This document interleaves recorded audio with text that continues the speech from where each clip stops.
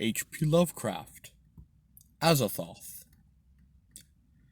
When age fell upon the world, and wonder went out of the minds of men, when grey cities reared to smoky skies tall towers grim and ugly, in whose shadow none might dream of the sun or of spring's flowering meads, when learning stripped earth of her mantle of beauty, and poets sang no more save of twisted phantoms, seen with bleared and inward-looking eyes.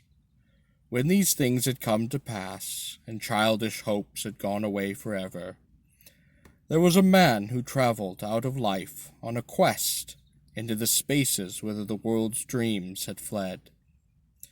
Of the name and abode of this man little is written, for they were the waking world only, yet it is said that both were obscure.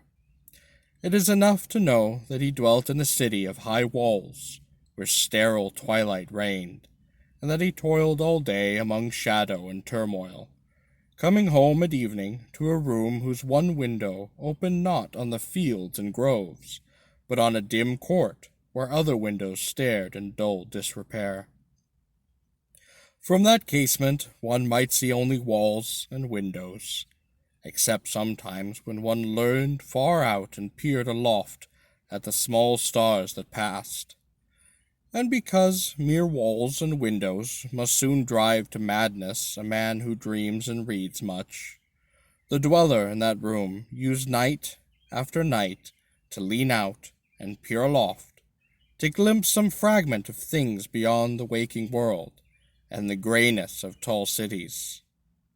After years, he began to call the slow-sailing stars by name, and to follow them in fancy when they glided regretfully out of sight, till at length his vision opened to many secret vistas, whose existence no common eye suspects. And one night a mighty gulf was bridged, and the dream-haunted skies swelled down to the lonely watcher's window to merge with the close air of his room, and make him part of their fabulous wonder. There came to that room wild streams of violet midnight, glittering with dust of gold, vortices of dust and fire, swirling out of the ultimate spaces and heavy with perfumes from beyond the worlds. Opiate oceans poured there, litten by suns that the eye may never behold, and having in their whirlpools strange dolphins and sea nymphs of unremembered depths.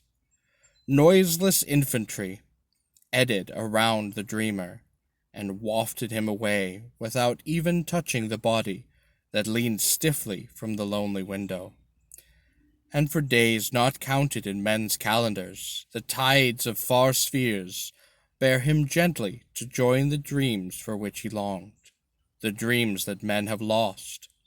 And in the course of many cycles, they tenderly left him sleeping on a green sunrise shore, a green shore fragrant with lotus blossoms and starred by red camelotes. This brief fragment of a projected novel was written in June 1922. Lovecraft refers to it as a weird Vathek-like novel, alluding to William Beckford's Vathek in 1786, an Arabian fantasy written without chapter divisions. Lovecraft had read the work the previous July. In a letter to Frank Belknap Long, Lovecraft quotes the entire fragment, remarking, "The rest will be material of the Arabian Nights type." It has often been assumed that this tale, in which a man traveled out of life on a quest for dreams, anticipates the dream quest of unknown Kadath. But in that novel, Randall Carter discovers that his sought-for Sunset City is not in the dream world, but in his memories of his actual boyhood.